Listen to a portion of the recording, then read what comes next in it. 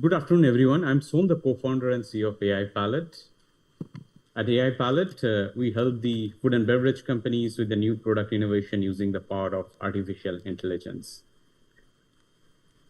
As it was mentioned, before studying Ai팔레트, I used to work for the world's largest flavor company, and there I saw two common challenges, irrespective of the size of the company.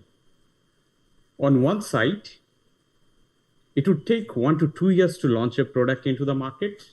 And by the time a product is launched into the market, consumer preferences would change significantly.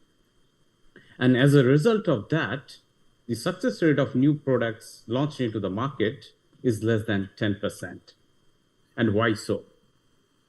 And the reason is that for decades, we have been held up by an insights gap. On one side, we have qualitative research, which is early. It tells us which are the things which might become big in the next 5 to 10 years, but it cannot really quantify for us out of those 10 trends, which will become big and which is number 1, number 2, number 3. On the other hand, we have quantitative research, which tells us that these are the top 10 trends backed by data. But the problem with that is that this identifies trends which has already become big. So if you're trying to follow it, you're already quite late into the game. But the good news is that things have changed. There is a new source of insight. 5.1 billion people use the internet every day to talk about what they're eating, drinking, buying, and making. And 90% of the data that exists today was only created in the last 3 years. So the opportunity here is to use the world's largest data set, the internet, and apply AI and machine learning to build an engine that can predict the consumer trends and the food trends. But the first challenge is, how do we separate signal from the noise? How do we know something is truly a trend or just a fad? Salted egg is a trend which has built new empires, and it's still today one of the most popular flavors across Asia. And it is being used in everything from potato chips to instant noodles, even ice creams. On the other hand, Dalgona candy went viral when the Netflix show Squid Games came, but it died down as soon as the show ended. So in order to solve that problem and truly differentiate between a fad from a trend, we need a 360-degree view of the consumer data landscape. But 360-degree how? We need to understand what is the consumer behavior around the food from online data sources. We need to also see what are the different things people are consuming out of home, and also what they are cooking at home. And finally, what kind of food products are available in the retail shelves. Only if we are able to combine all these 3 different data sources, we will be able to get a 360-degree view of the food data landscape. And the most important thing, we need to ensure that the different data sources that we use are local, because food preferences, they change from one country to the other. So we need to look into local platforms, like it could be the local social media platform or the local search engine, or it could be the local data sources where you can see what kind of menu items are being introduced in the different restaurants, and also the e-commerce platform. And only if you're able to identify those data sources and combine, then you can see how a trend evolves. And this is how the salted egg trend evolved. It actually started in a cafe in Singapore when the chef, he created a salted egg croissant. And that particular croissant became so popular that the other bakeries copied it. And very soon we saw it moving from croissants to the restaurants where they're creating salted egg pasta or salted egg pizza. And very quickly we saw the fast food giants like McDonald's creating a salted egg burger, or KFC creating a salted egg fried chicken. And very soon, we also saw a startup named Irwin, which launched a salted egg fish skin. And that particular fish skin became so popular that we saw the other companies like Frito-Lay, Knorr, or a local giant like Indomie creating a product around it. So as you can see, to track a trend, it needs a good volume of data, and also the right data. And that is the key to success of any AI model. And we realize that for the innovators in the food and beverage industry, they need a platform which is designed specifically for the food and beverage industry. This means a platform which is specifically trained on food and beverage data, understands any language for cultural nuances. And this is really key because the words and the descriptors that the consumers use in context of food and beverage has a very different meaning compared to the normal conversation. For example, if we use the word hot in context of food, it probably means the food is hot and spicy or rich in chili. In a normal conversation, it could mean the weather outside is hot. So those are the nuances that the algorithm should be able to capture. And also, it should be able to understand languages beyond English.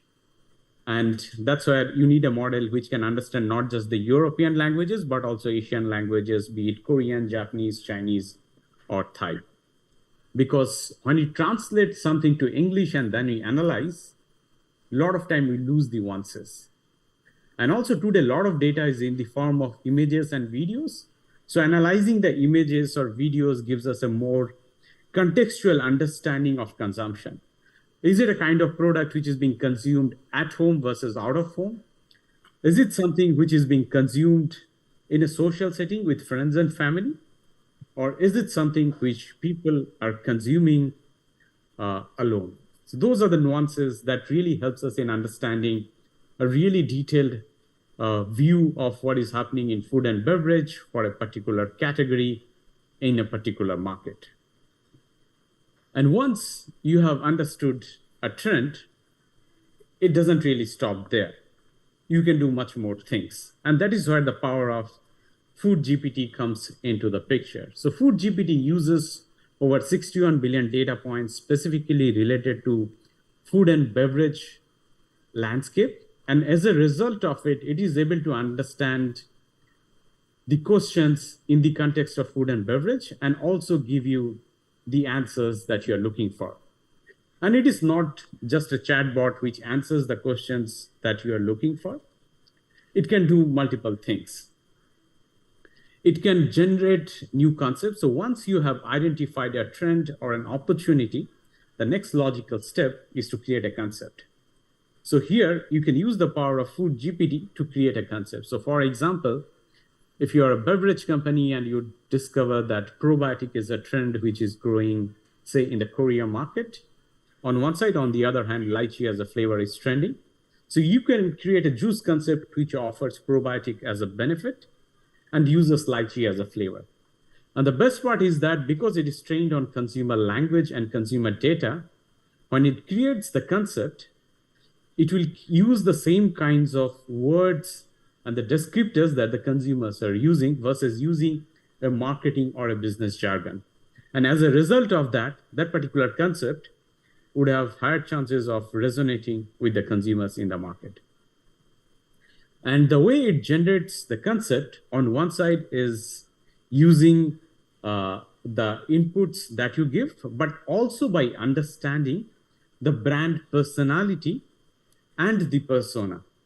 And each and every brand has its own personality, the way it talks to its consumer. So the Food GPT then understands the brand personality, and then it marries with the trends that has been identified to create not just a description of the product, but also an image of the products. This is just for the illustration purpose that we used lemon mint Coca-Cola as an example and created a description and also the images. And once a concept has been created, you still need to figure out, is this something which is going to really resonate with the consumers or not?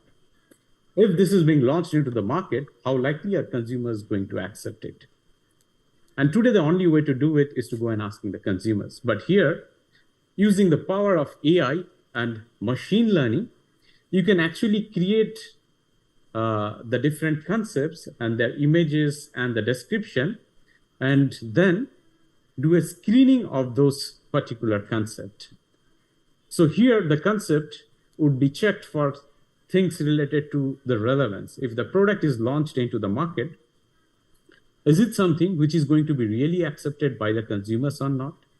Because there is no point launching a product if nobody really wants it. On the other side, it will also check how unique that particular concept that you have created and going to launch into the market. If there is already 20 other products into the market, it's probably getting into a really competitive space. And the best part is that it can be done sequentially with multiple concepts in real time. So the 3-step process, which is about discovering trends and an opportunity to creating a concept to validation of the concept, on an average takes 3 to 6 months. So using the power of artificial intelligence, you can just do it in a few clicks. And the best part is that you don't need to go and look for consumers and ask them what they like it or not. Based on the data that they have already created, you can really go very quickly from identify an ingredient or a flavor opportunity and then creating a validated concept. So what does the future look like from here? So we are looking at a future where we are able to make decision not based on retrospective data or one-time research report. We are able to make decision based on the predictive element, where we know for sure with a lot of confidence what do the future going to look like 2 to 3 years from now, and basis that coming out with what we should bring to the market. We're looking at moving things where it would take us several years to doing it in just a few months, bringing products which consumers will love in few days, and ultimately having much more higher success rate when it comes to launching the products. And as a result of that, creating moments of delight for our consumers when they buy a product into the market. So yeah, this brings me to the end of the presentation, and I'll be looking forward to the Q&A session. Thank you.